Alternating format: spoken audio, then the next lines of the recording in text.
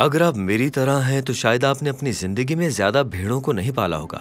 मुझे ये भी नहीं लगता कि आपने भेड़ों को देखने में बहुत वक्त गुजारा होगा। वो बहुत मुनफरद जानवर हैं और एक वजह है कि किताब मुक़द्दस में भेड़ों और चरवाहों का कई मरतबा जिक्र किया गया है। किताब मुक़द्दस में और ख़ास तौर पर इंजील शरीफ में जनाब मसीह ने बहुत तस्करा किया है इनका। चूँकि हम आज चरवाहों से इतने वाकिफ़ नहीं हैं, इसलिए हम किताब मुक़द्दस की तालीम के कुछ अहम मानी से महरूम हैं।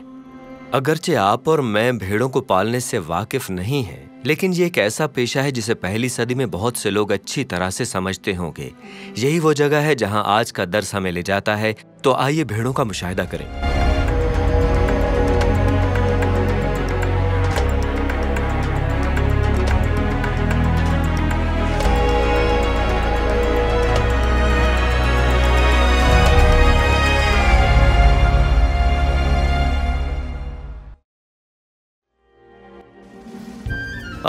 भेड़ें ये गंदी, बदबूदार, बहुत बेबस होती हैं और कभी कभी जरा सी गर्म जोश भी हो सकती हैं। क्या ये कुछ उन लोगों की तरह लगता है जिन्हें आप जानते हैं? ये कोई ताज्जुब की बात नहीं है कि किताब मुक़द्दस हमारे बारे में भेड़ों की तरह बात करती है और जनाब मसीह का मवाजना एक चरवाहे से करती है और उन्हें अच्छा चरवाहा कहती है। हम उनकी भेड़ हैं और वो हमारी रहनुमाई करते हैं और हमें महफूज रखे हुए हैं। आइए सबसे पहले चरवाहे के बारे में बात करते हैं। इंजील शरीफ बामुताबिक हज़रत यूहन्ना 10 बाब में जनाब मसीह ने अपने आप को एक अच्छे चरवाहे के तौर पर बयान किया है और अपनी भेड़ों की हिफाजत के बारे में बात की है। चरवाहे के लिए भेड़ के लिए दरवाजे पर सोना एक आम रिवाज था ताकि इस बात को यकीनी बनाया जा सके कि ख़तरनाक जानवर रात के वक्त भेड़ों पर हमला करने की कोशिश ना करें। हम जानते हैं कि किताब मुक़द्दस में बहुत से लोगों का जिक्र चरवाहे के तौर पर किया गया है। हज़रत मूसा ने मिस्र छोड़ने के बाद कुछ अरसे तक भेड़ों को पाला। जब वो जलती हुई झाड़ी में खुदा ताला से मिले तो यही करते थे। हज़रत दाऊद भी एक चरवाहे थे जब वो जवान थे और किताब मुक़द्दस में इसके बारे में बताया गया है कि वो अपने भेड़ बकरियों की हिफाजत के लिए शेरों और रीछों से लड़ते हैं। क्या आप भूखे रीछ से लड़ने का तसव्वुर कर सकते हैं? चरवाहा बनना एक बहुत ही बेलौस, नाकिस और मुश्किल काम था। आप बदबूदार जानवरों के एक गिरोह के साथ तेज धूप में होते हैं और कोई भी आपसे बातचीत की ख्वाहिश में आपके पास नहीं आता।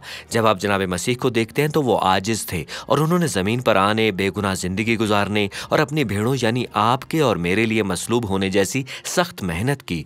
वो हमारे अच्छे चरवाहे हैं, सबसे अच्छे चरवाहे हैं।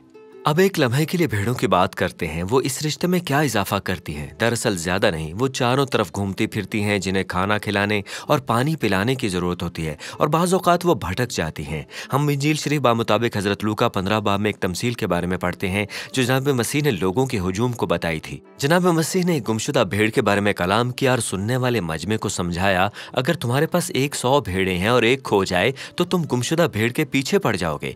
ताहम भेड़ें इंतहाई वफादार हैं और अपने चरवाहे से मोहब्बत करती हैं और अपने चरवाहे की पैरवी करती हैं और जब उनका चरवाहा पुकारता है तो वो सुनती हैं। इसकी वजह यह है कि वो अपनी खुराक जानती हैं। वारिस की हिफाजत इस चरवाहे से आती है। एक चरवाहा बहुत से लोगों के लिए अहम नहीं हो सकता, लेकिन भेड़ों के लिए उससे ज्यादा अहम कोई नहीं है। क्या आप जनाब मसीह पर भरोसा करते हैं, हमारे चरवाहे पर? क्या आप उनके शुक्रगुजार हैं?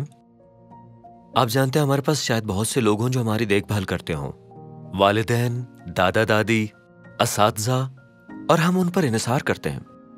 वो हमें मुहैया करते हैं और हमें महफूज रखते हैं। ये चीज़ है जिसके लिए हमें शुक्रगुजार होना चाहिए। हमें जनाब मसीह का मजीद कितना शुक्र अदा करना चाहिए जो हमारी रूहों के चरवाहे हैं। अच्छी भेड़ें अच्छे चरवाहे की पैरवी करती हैं। अगर हमारे पास कोई है जो हमारी देखभाल कर रहा है, शायद हमारे वालिदैन और यकीनन जनाब मसीह, तो हमारे पास शुक्रगुजार होने के लिए बहुत कुछ है।